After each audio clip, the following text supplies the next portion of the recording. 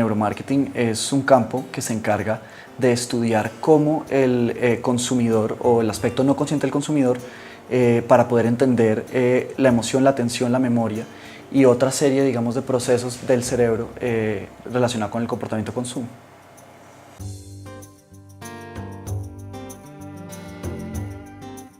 Es muy importante tener en cuenta que ya que estamos como indagando sobre el aspecto no consciente del consumidor, es muy importante proteger como la identidad de la persona, digamos, la confidencialidad de los datos, y también es muy importante tener en cuenta, digamos, que hay ciertos aspectos que pueden comprometer la vida de las personas, es decir, tener en cuenta esa publicidad está enfocada hacia qué, va a mejorar la calidad de vida de las personas, no lo va a hacer.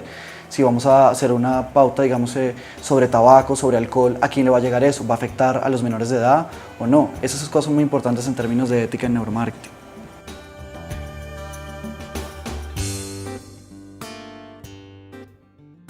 Lo más importante es, por un lado, que tiene que haber una formación académica desde las universidades para que esto sea mucho más posible, y por el otro lado también es muy importante que las personas que estén aplicando las metodologías de neuromarketing tengan claro el funcionamiento del cerebro a nivel afectivo, social y cognitivo, y pienso que el obstáculo más grande es en este momento, que la gente que aplica las metodologías de neuromarketing no tiene muy claro cómo es este proceso de análisis de los datos en términos del cerebro. Entonces pienso que eso es muy importante que lo mejoremos.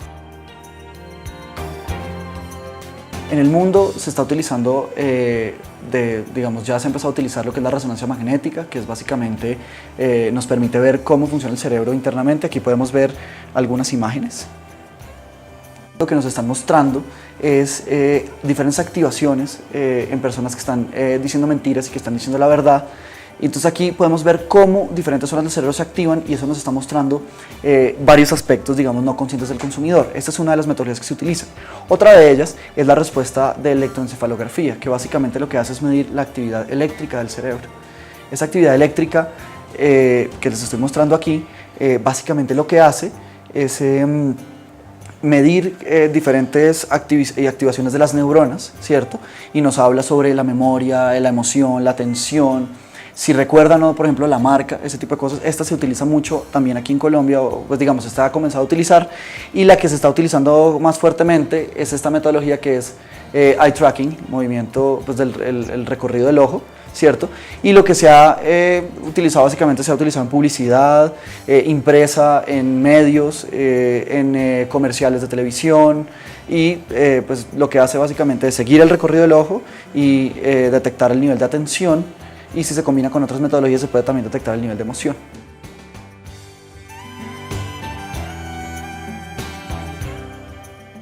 Si no se estudia el comportamiento cuando estamos hablando del cerebro, no hay contexto. Y si no hay contexto, ¿eso qué quiere decir? Que la respuesta no está atada a la publicidad, no está atada, digamos, no sabemos si está atada a la publicidad, al comercial, o simplemente a una experiencia previa de la persona. Entonces el comportamiento lo que realmente nos está es garantizando que lo que estamos midiendo realmente nos está está conectado con el comportamiento de consumo. Si no, entonces lo que realmente tenemos ahí es un montón de información que puede o no estar relacionada con lo que estamos estudiando. Si no le damos a los clientes unas herramientas claras para que puedan escoger una empresa o una universidad que preste una asesoría adecuada, vamos a tener los mismos efectos que ha tenido otros países, que el neuromarketing comienza a verse de forma negativa porque piensan que no funciona. Entonces aquí es clave que tengamos en cuenta que la persona que esté aplicando las metodologías en la empresa o en la universidad tenga conocimiento no solo en marketing, sino en neurociencia, y ojalá fuera en neurociencia social y afectiva, que también tenga conocimiento respecto a cómo analizar datos de forma cuantitativa y cualitativa, que tenga claro, digamos, que el cliente tiene que tener claro que si una persona le garantiza que puede medir la emoción o el impacto de una publicidad solamente analizando ondas del cerebro, esta persona miente. Tiene que haber un contexto, tiene que haber un análisis de comportamiento. Además, es muy importante tener en cuenta qué tipo de programas están utilizando para el análisis, es decir, si están utilizando SPS solamente o están utilizando MATLAB, por ejemplo, para hacer el análisis de las señales del electroencefalógrafo. Y otra cosa clave es dónde se entrenan las personas que están trabajando en eso, es decir, a qué laboratorios han ido, en qué universidades han estado, cuál es su trayectoria de formación. Eso los clientes nunca lo preguntan y después le entregan los resultados y entonces corren el riesgo de que esa información no sea adecuada. Entonces es muy importante. Y bueno, lo último sería lo ético. cómo esa empresa está manejando, cómo está protegiendo la integridad y los datos para que esos participantes realmente se traten de forma digna. El neuromarketing básicamente lo que hace es medir toda la actividad no consciente y también consciente, lo que podríamos llamar los sistemas emocionales, los sistemas racionales de decisión, la memoria, la atención, la recordación de marca, por ejemplo. También podemos empezar a hacer cosas mucho más profundas y empezar a conectar y hacer análisis de los sistemas sensoriales, cómo diferentes sistemas sensoriales se comunican para construir una experiencia y podemos medir el impacto de esa experiencia. La dimensión consciente siempre está trabajando, entonces le preguntamos a la persona las cosas. Cuando la persona verbaliza, la respuesta de lo que estamos tratando de estudiar en el comportamiento del consumidor, ha pasado por la corteza frontal y esa corteza ha modificado la respuesta de la persona de acuerdo a sus patrones culturales, de acuerdo a su experiencia previa y propia, ¿cierto? A sus enseñanzas durante, digamos, su infancia y su adultez. Entonces estamos perdiendo una parte muy importante, digamos, del consumidor porque ya ha sido sesgada, entonces no es pura esa información. Entonces, si estudiamos la parte no consciente, todavía no ha sido tocada por una serie de aspectos de la corteza frontal aquí adelante que le están, diciendo, no, que ya están racionalizando la respuesta. Entonces, no sabemos en realidad si la persona siente eso o lo está elaborando simplemente por generar mayor agrado social o porque cree que es lo correcto.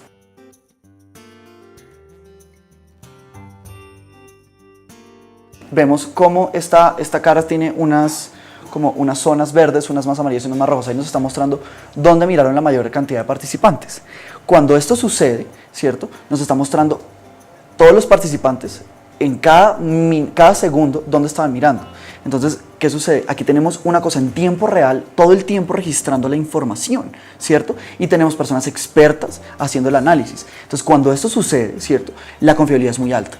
Y si tenemos alguna duda podemos regresar a los datos, reprocesarlos y volver a analizar todo ese proceso. Entonces digamos que en ese sentido, si las personas que están haciendo el análisis son personas entrenadas y expertas en este tema, la confiabilidad es supremamente alta, casi del 95-98%.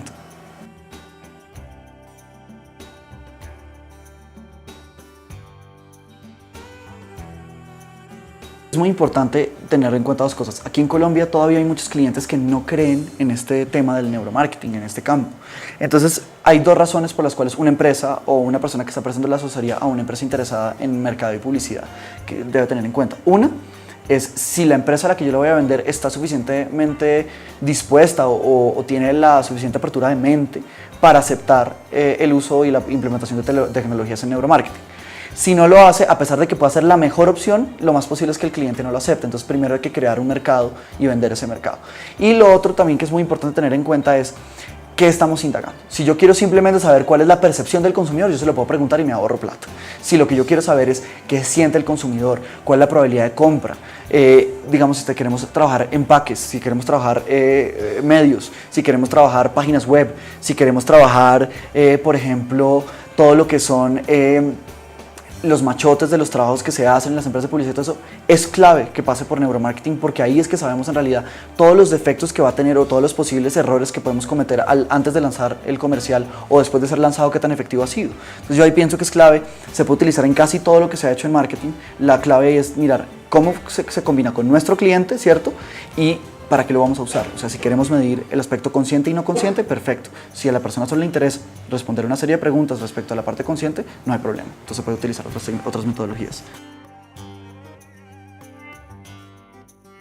No solamente son compatibles, sino que se han enriquecido mucho mutuamente.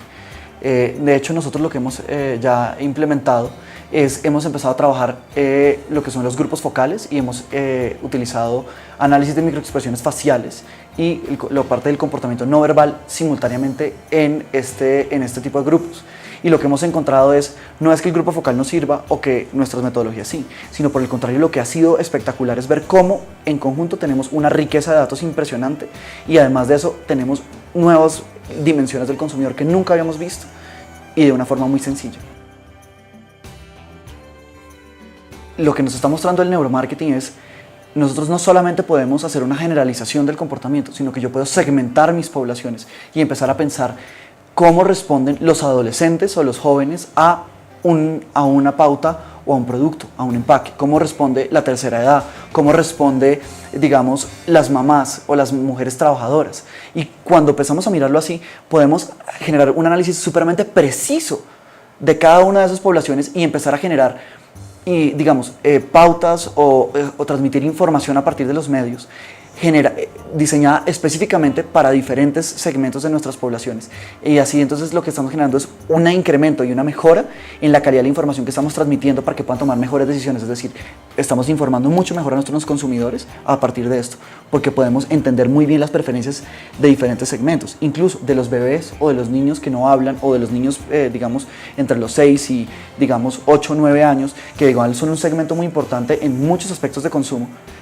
Así no les podemos preguntar, podemos indagar qué es lo que están sintiendo y si es efectivo para ellos lo que estamos lanzando. Entonces digamos que eso es muy importante.